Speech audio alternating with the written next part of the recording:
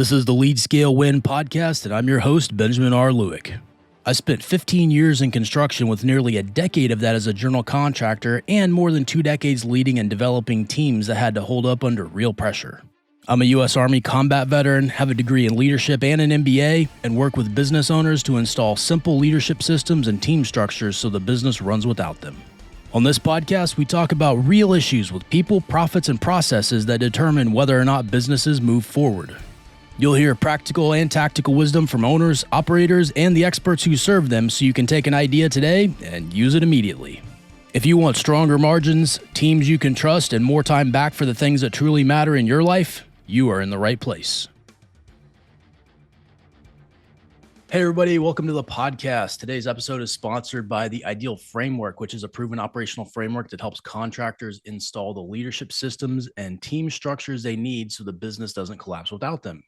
If you want stronger margins, teams you can trust whether or not they're on site, and the freedom to be present at home without the business falling apart, check out the details in the episode description and show notes. My guest today is Johnny Harper. He is the owner of J&J Inspections and works to teach people the practicality of how homes work and educate them on the importance of an inspection. Welcome to the show, Johnny. Thanks for having me. It's great to have you on today. So tell us a little bit about your backstory. Where does Johnny come from, and how did J&J Inspections come to be a thing? So I was born and raised in small town in Tennessee, and, growing up, I was raised by my family to do good work and hard work and be ethical. And that's kind of like how I fell in line with the inspections. And the first time we ever bought our first house, I think it was like 2009, when we had an inspection, but it was a new build. And then about a year later, we had some water coming into the property and we were concerned. So we had the inspector come back out and do another inspection. And literally, the inspections were identical. There was nothing different from the first to the second. And the builder said they fixed everything, and that was just totally incorrect.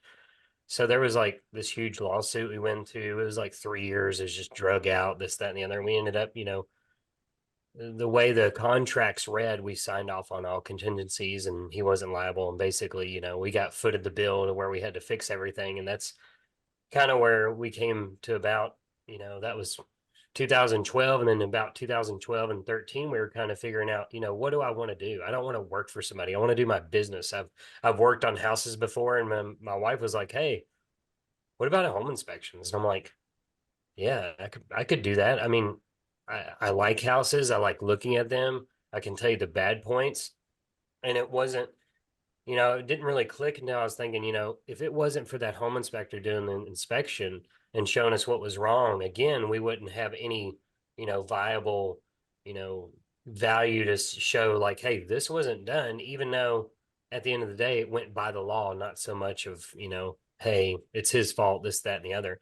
But it showed me like there's good people and they do good things. And, I could really do that for a home buyer or a homeowner and help them down the road, let them understand the house, let them be there, let them understand like stuff that's wrong is not really a big deal. Just letting them, you want to give them the whole book, but there's some chapters in the book that really don't make the cut for like deal breakers or stuff where you shouldn't buy the house, but it's in there for like the honeydew list and stuff like that.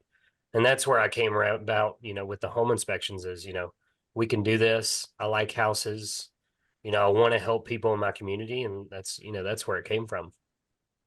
Well, that's awesome. I love how you're approaching it from this perspective of like, hey, there's like minimum legal standards, but then we need to go a step beyond that and really educate home buyers and homeowners on a lot of the nuances and a lot of the things that aren't really, they're not discussed. You don't learn them in school unless you've got somebody who knows what they're doing and knows what they're talking about.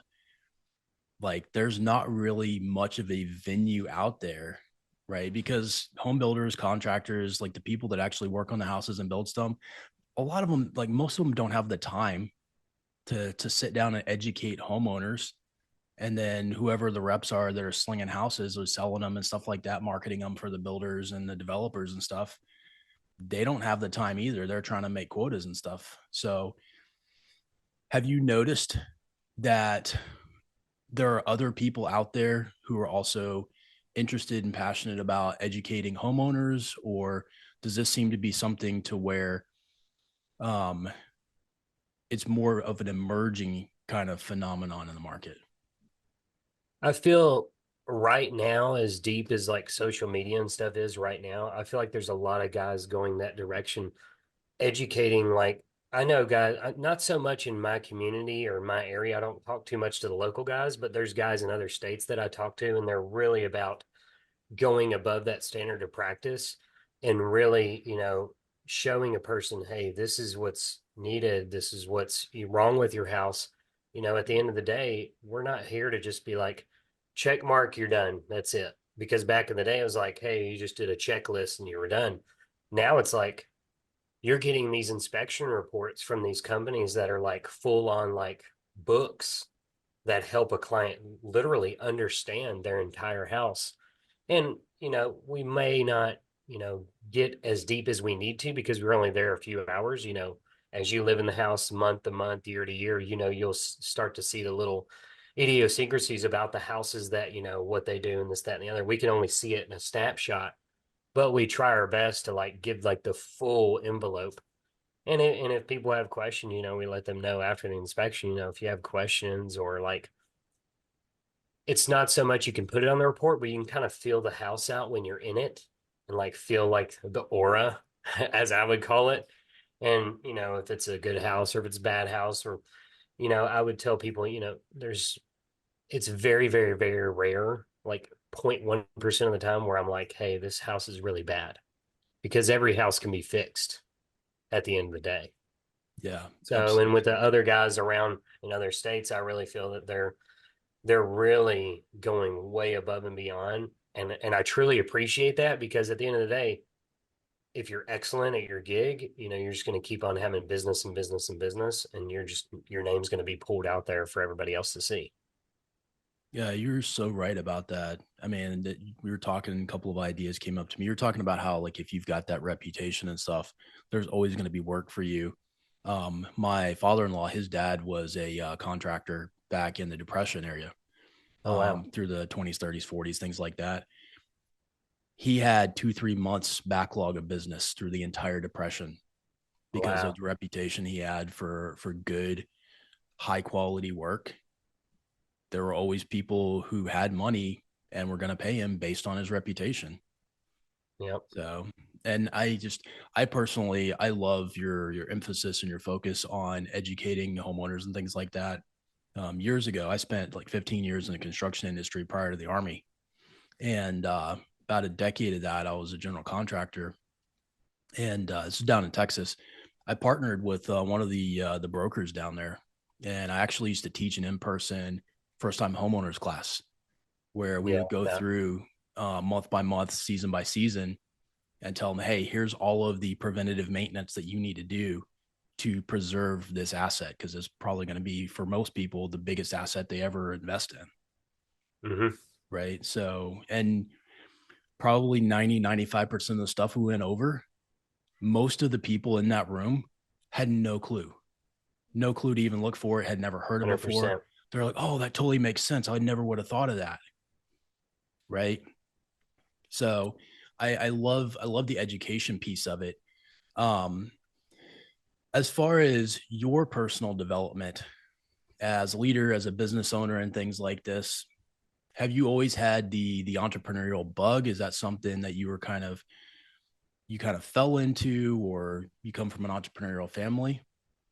No, I had zero entrepreneurial background, zero anything. Literally, like my first couple of jobs was at a machine shop, and I would get up and just do the job, and then I used to work for a recycling company, and I would do that job, and then like I thought growing up that was just I worked hard. At the end of the day, I worked hard, and I did my job, and people were appreciative of that, and but it was my wife that pushed me over the edge because she's like, if you want to do something big and great, you got to kind of come off that and do something. And then that's when we started the business. It was, I don't know, my ambition grew so much once I got off that wagon.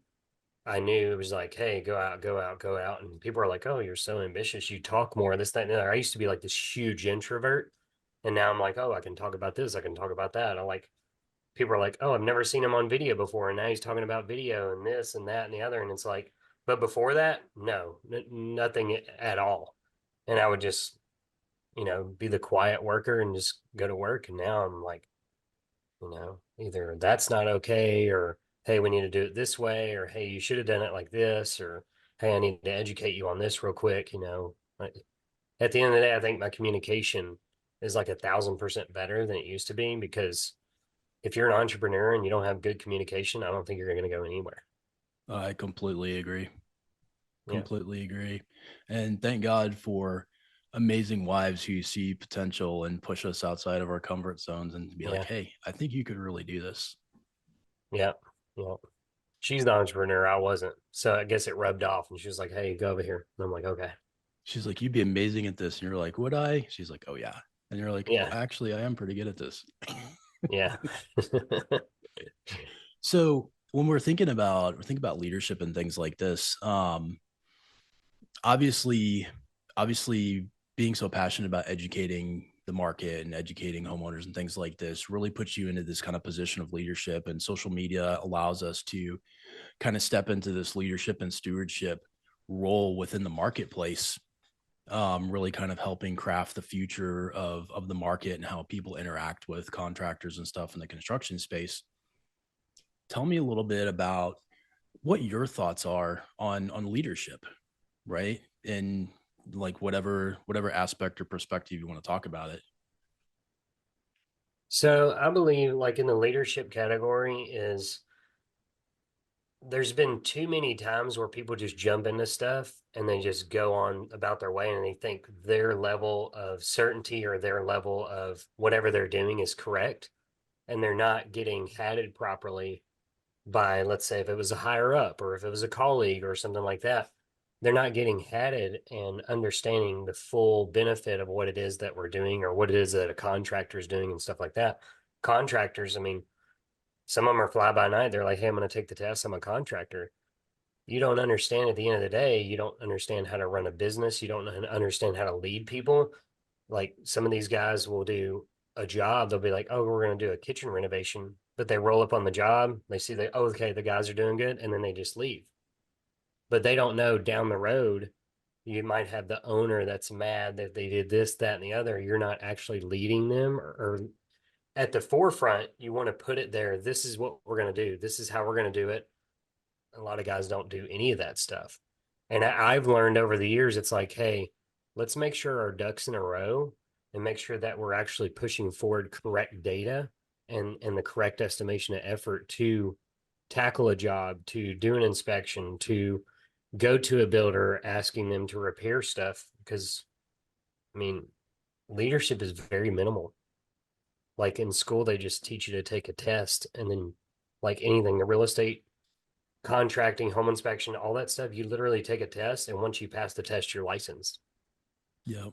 You, like, go under someone's wing, or ask somebody in a different state. Like me, I trained with a guy in a different state for like a week, just to see the ins and outs, because I didn't want to train, under a guy like in my area. I don't want to say, hey, I'm about to take all your business or something like that. I'd rather go out and train with someone that I have no beef with, and we can have good conversation. They can show me. And then also, I mean, with doing that, I can actually see what they're doing that I really don't like, and then I can make that a little bit higher than that. So my standards are higher when I go in to do it myself. Yep. And I'm just, I would rather, at the end of the day, I wish I would have got more leadership, more like a mentorship from other people starting out. I would have probably grew a little faster and been, more well known. I guess more, a better, like, I would say my efficiency would be better, my quality would be better. I wish Yeah. I would have done that at an earlier stage in our business, but you know, sometimes you just gotta get out there and start kicking rocks. Yeah. Yeah, just get out there and get after it. It's I mean there's a lot to be said for apprenticeships and mentorships and things like that. That used to be the status quo. up until the 1800s when the Industrial Revolution hit, and they kind of shifted the majority of the population off of the farms and the homesteads and things like this into the manufacturing Mm-hmm. facilities, and brought in their rigid management structures and things like this. A lot of that division of labor was supposed to create more efficiency, but it just created people who stand around waiting to be told what to do and how to do it. And I think we've lost one of the biggest things I think that we've lost is that disciplined initiative, that critical thinking that you really kind of get instilled in you when you go through some kind of apprenticeship and mentorship, right? It's that whole, Mm-hmm. giving a man a fish versus teaching him how to fish and how to fish well. Yeah. In all the contractors and homeowners and things like this, I mean, you spent multiple years in the construction industry, especially here in the Middle Tennessee area, is what it sounds like. What do you think is the what do you think is the number one thing, the number one issue that a lot of contractors are struggling with right now? I think the number one is just an expectation. Like if you have someone that you're building anywhere from, let's say, $1 million to $5 million house, they have a certain expectation.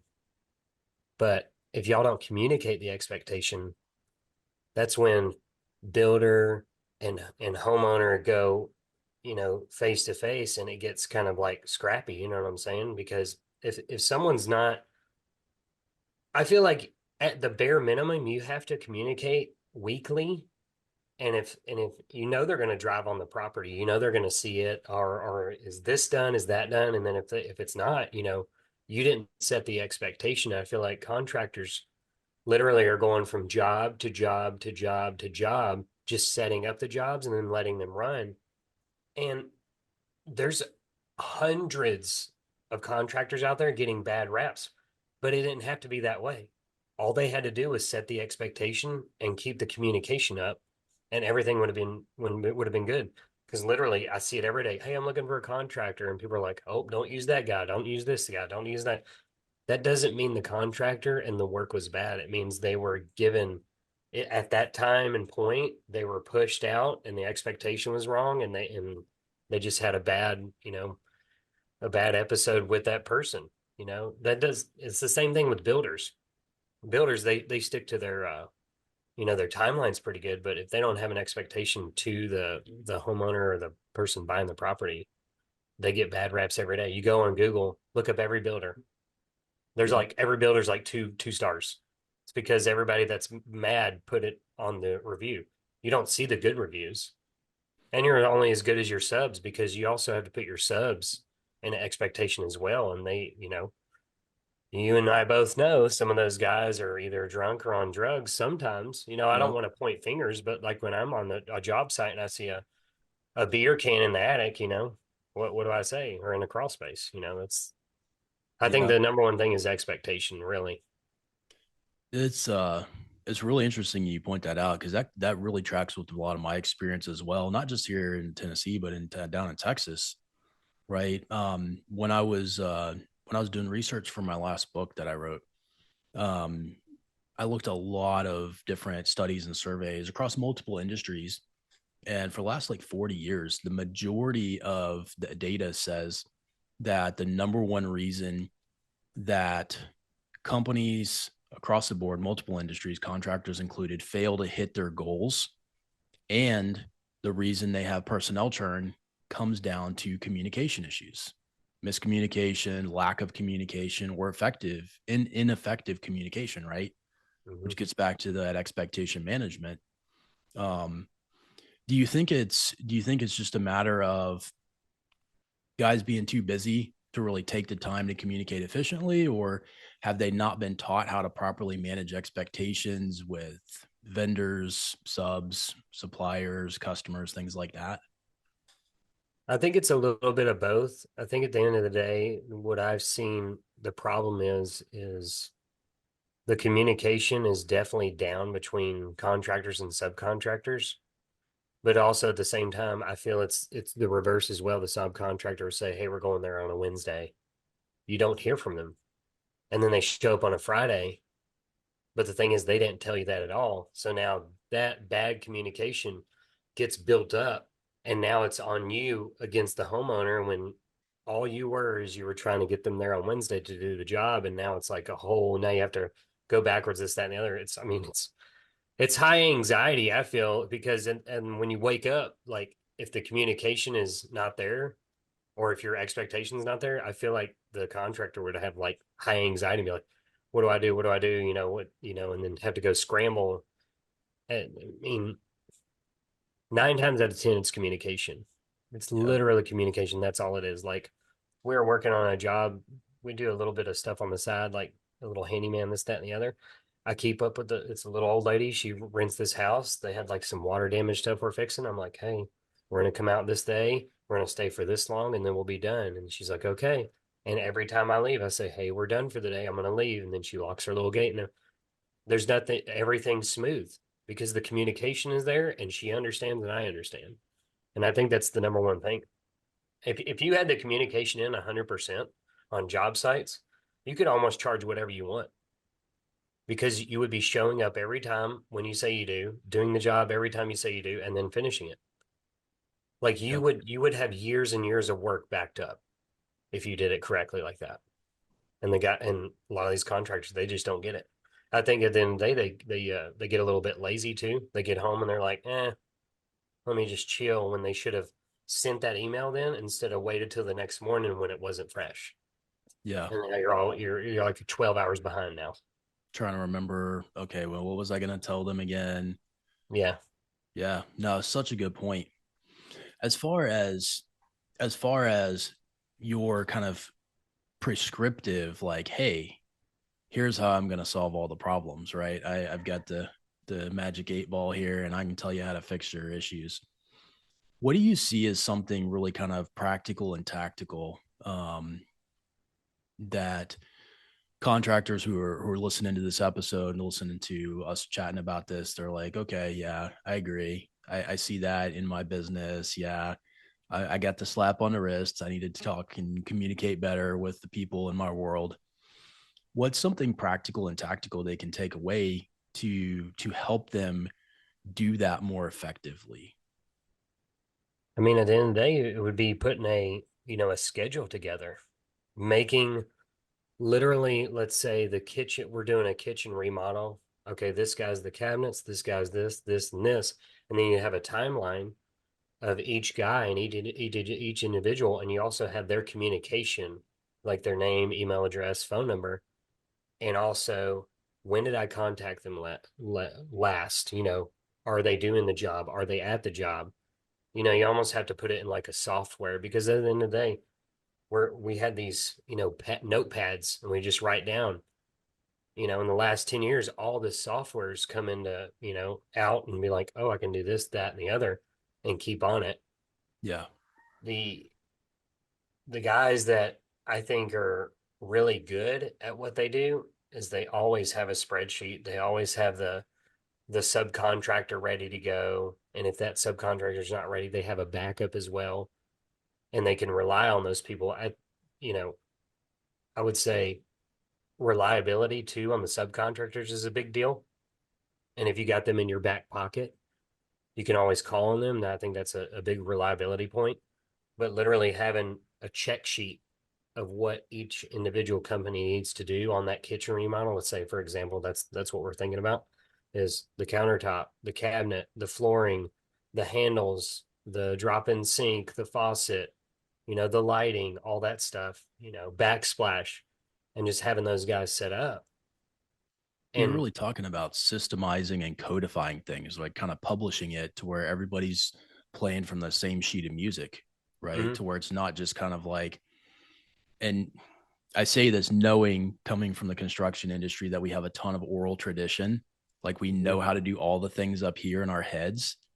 And at least in my experience, I've been out of it for a little while, but in my experience, a lot of the guys, um, they were kind of resistant to tech. They liked the way that they did things. They liked having their notepad, their clipboard, their binder with them, their little spiral notebook, and they'd write all their notes and they'd have all their things there and they'd carry it around with them. Um, and there's kind of like a little bit of resistance to embracing the tech side of things. Hmm. to help them with the organization. And they're like, well, it's this really organic process, right? It's never the same. Yeah. Got it. Tracking that every project is different, and it kind of evolves and grows and develops differently. But you can put a structure, an outline, like you were talking about, to kind of that bulleted structure in place of like, hey, here's how we're going to sequence things. And here's how we're going to mitigate risk by having backups for certain things, right?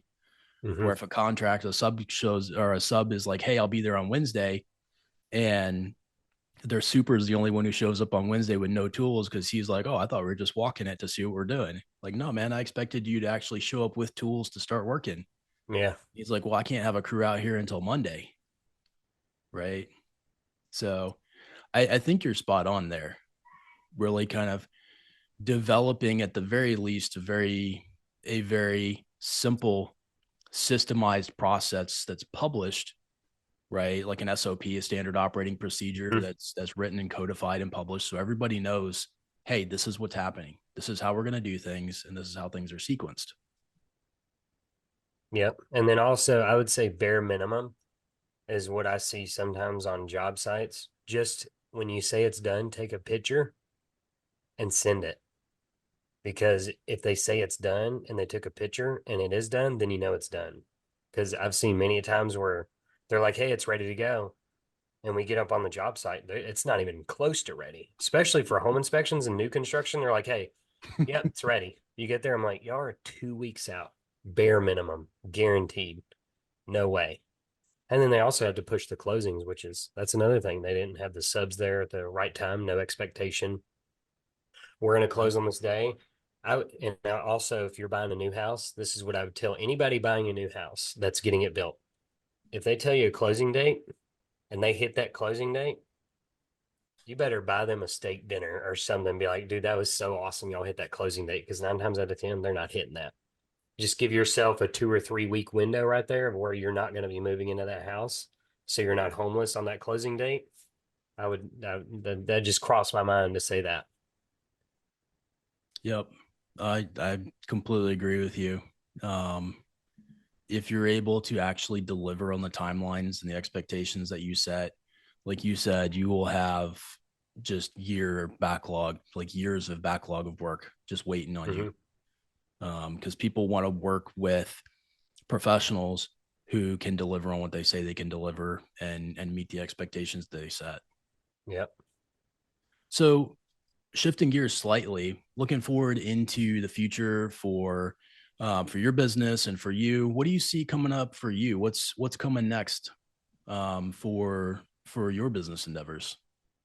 So we were talking about education earlier. That's kind of where I'm gonna like put forth my effort is educating, especially like doing like CE credits for realtors and stuff like that. Because at the end of the day, you have realtors that come in and recommend people to do jobs and stuff like that, but they're not really like the newbies that came in, they're not really trained on any of that stuff. So if we can come in and educate them on what an inspection is and what we look for, or, let's say if we do an hour on crawl spaces or something like that, then they can kind of understand that and also help their client. If they're like, hey, what's this? And they're like, oh, that's a crawl space. And that's an encapsulated crawl space, or those are vents for crawl spaces. That kind of gives them more authority on the realtor side for them to be like, oh, they know what they're talking about. So I'm glad I chose them to be my realtor. That's kind of where we're going. I'm going to do education. We're going to be putting out a lot more videos and not so much education on the home inspection side, but also like roofing, plumbing, electrical, inside, the way a window works, the way a toilet works. Why does it do this? Why does it do that? That way, when someone comes to our company and sees what we're doing, we know a lot, not just the bare minimum. And I Yeah. want people to understand they can come to me for help, even if I'm not helping them monetarily, like they're paying me to help them. I can help them for free, whether like go watch this video, go do this, because at the end of the day, you have all these videos stacked up, and it's like this tape deck you can just give to somebody and watch all these videos. It helps them understand the house because there's not many videos on that. You can type in YouTube, this, that, and the other all day long. But if you don't give them small incremental videos, then they're not gonna, You know, they're not going to sit there and watch an hour-long video on how a house works. It's not going to happen. Oh yeah. Like Yeah. even pros are like, that's a long time. Yeah. Yeah, like they might watch a 15-20 minute tutorial on something specific Yep. if they need it, for an upcoming project or something, to make sure that they're prepped and good to go for that. But yeah, no, that long form content is really tough to digest. Yep. So you've got that going. You've got your business running. You're leaning into the education, and things like this. For the people who are interested in finding out what you got going on, interested in seeing your upcoming content, connecting with you, following you, and plugging in, what is the best place for people to get in touch with you? Well, I mean, the best place is just to email us at jnjhomeinspections@gmail.com. The "and" is actually spelled out. I should have just did the little symbol Uh, instead of spelling it out. for everyone who's listening, I will actually throw all of his contact information Yeah. into the description and show notes for this. So be sure to check those out and connect with Johnny there. You're across social media platforms. You've got your Yeah. website. We'll throw all that in there. Um, really appreciate you being on today. Do you have any Yeah. final thoughts for our guests, for our audience, before we call it a day? I would say at the end of the day, since we're talking about houses and contracting and inspecting and stuff like that, always do your due diligence and always be proactive in whether you're building or buying a house, because usually you only get a couple of shots in your lifetime to buy or build a house. And it's not something that, to dilly dally around with. It's a serious matter, but at the same time, it's a fun experience. Just get all your ducks in a row. That's what I say. Absolutely. Be intentional, be proactive. And if you want to be educated about making the right decisions when it comes to buying a house and things like that, then definitely go use the links in the show description, the show notes, to connect with Johnny and learn about all of the amazing things that he's got going on and how he can support you with what you're doing in the homeowner and home building buying process. Hey guys, thanks for listening to the Lead Scale Win podcast. All the links and resources mentioned in today's episode are in the show notes, so use the link in the episode description to check those out. If this was useful for you, be sure to subscribe and leave a quick 5-star review on the app you're using, because it helps other owners find the show in the future. Also, if you prefer video, every episode is on YouTube. Use the link in the description to go to my channel and hit the subscribe button so you don't miss any future episodes and clips on there. Look forward to chatting with you guys next time.